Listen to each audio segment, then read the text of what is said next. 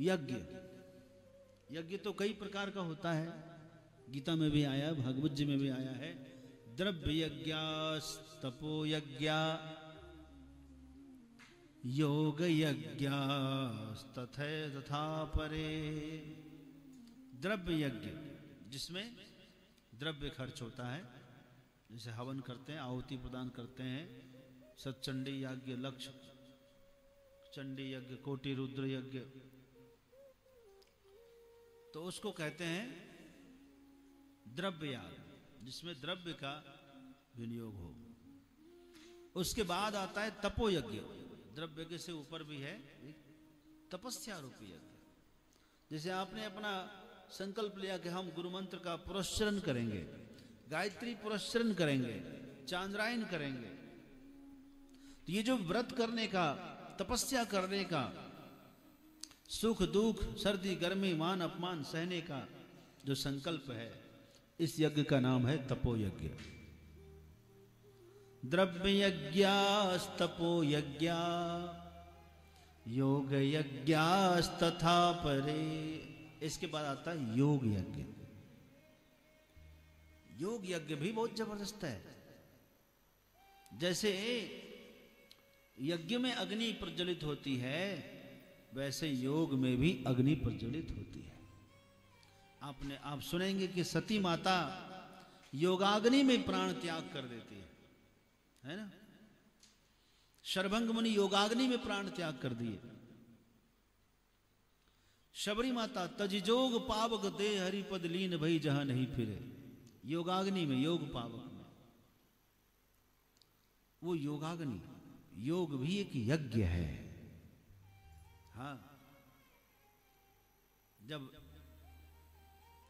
अरणी मंथन में दो, एक नीचे की अरणी होती लकड़ी, एक ऊपर लकड़ी, दोनों का ऐसे है, ऐसे ऐसे घुमाते हैं ना, देखा होगा आपने, और घुमाते घुमाते अग्नि पैदा हो जाती है, प्रकट हो जाती है अरणी मंथन में। नीचे की अरणी, ऊपर की अरणी मंथन।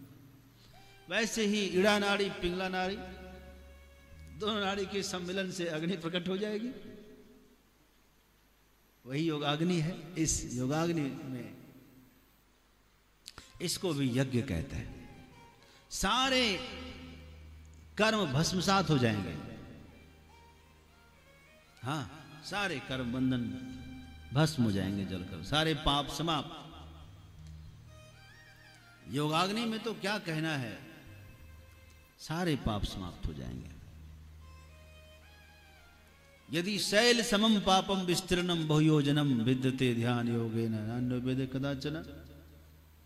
हजारों योजन के समान फैला हुआ यदि पाप का पहाड़ हो तो ध्यान योग से नष्ट हो जाएगा।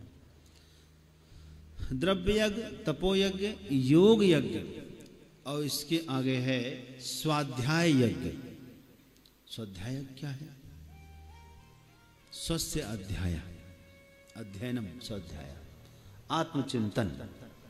सबसे ऊंचा याग है आत्मचिंतन।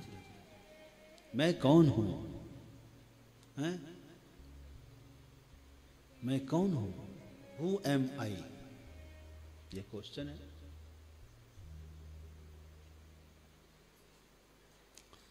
मैं शरीर हूं क्या? नहीं, मैं शरीर नहीं हूं। अहम न शरीरम